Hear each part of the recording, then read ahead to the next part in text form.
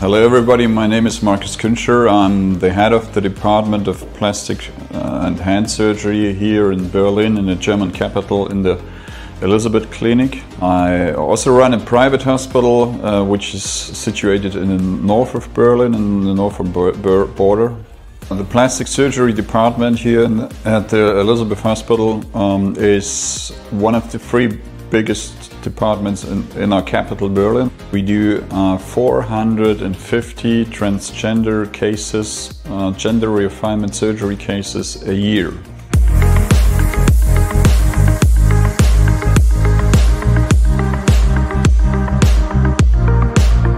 We decided for a new microscope basically because our previous microscope was quite old. It was already 10 years old, and then I went into the market and checked what the companies offer. And I also wanted to have this fluorescence dye, not just for microsurgical cases, but also, for instance, for breast surgery.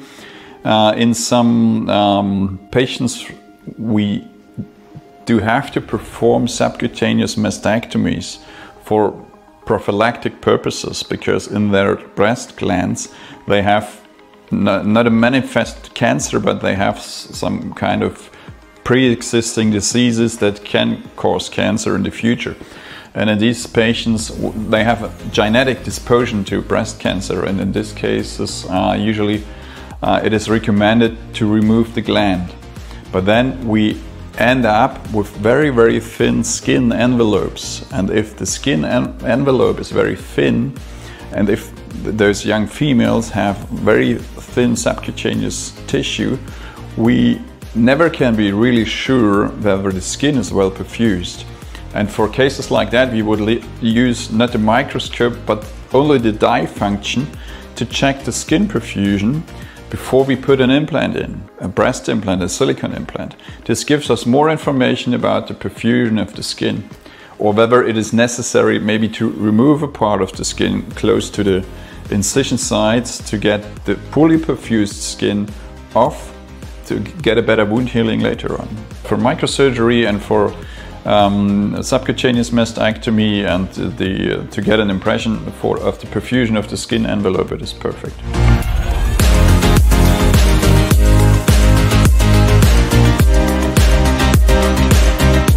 We decided for this new microscope with fluorescence dye because it offers more safety in the OR. It gives you more information about the perfusion at the site of the vascular anastomosis, and also about the perfusion of the whole flap.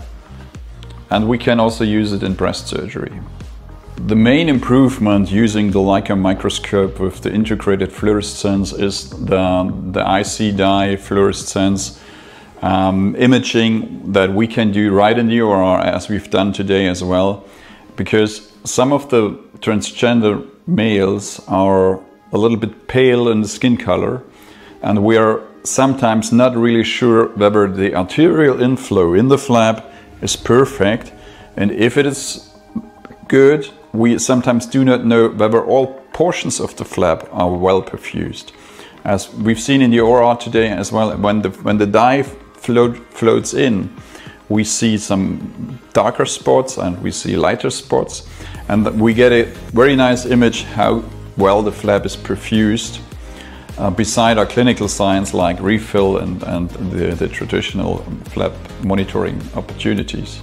When I experienced for the first time GLOW8 in red, it was wow, I see how the blood flows in the side of the anastomosis. The optical quality of the microscope is very, very good. It is so easy to handle. It is like you would drive a truck just by a joystick. It is very easy to handle. It has a very wide arc of motion, so you can be at the border of the OR with the microscope, and it brings, anyway, it comes right on top of the situs, and you see everything very nice. And it has this additional functions with dye. And I also like the two red points. When you bring them together, you know you are at the point of the best focus. As there are some nice features. The microscope has another advantage. If there is a perfusion problem, you can go with the microscope over the flap and check it again. You could even drive the microscope from the OR to the intensive care unit or to the intermediate care unit where the patient is, and to put it on top, and you can see, okay, there's a good flow or there's a bad flow. And this could help you to decide whether revision surgery is necessary or not. The usual acoustic Doppler is not comparable to what this new microscope can offer us. Certainly not, because you get, with the Doppler you get just the sound, you know whether there is an arterial signal or whether there is no arterial signal. But the new fluorescence shows us more about the perfusion details of the whole flap, not just of the side of the anastomosis. For instance, it is possible that you've done your arterial anastomosis, and there is a little technical mistake within the anastomosis. You hear an arterial signal with an ordinary Doppler, and you also have a refill in the skin, but you never know whether the arterial blood reaches really the distal zone of the flap, of the tip of the phalloplasty. And this is, we can image much better with the new technique, and in the past we were not able to image that. The use of the fluorescence dye doesn't help us to recover the patient faster, but it helps us to know at the end of the operation whether everything is fine or not.